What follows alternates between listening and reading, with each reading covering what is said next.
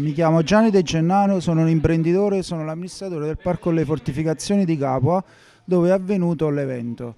Allora, per me è stata un'esperienza piacevolissima perché, diciamo, noi del sud siamo abituati a questi eventi enogastronomici e c'è stata un'affluenza da tutte le parti d'Italia che ha fatto sì che la nostra struttura è stata potuta conoscere da tutti e niente, spero che la prossima volta si ripeta un'esperienza del genere e venga più gente ancora. Grazie.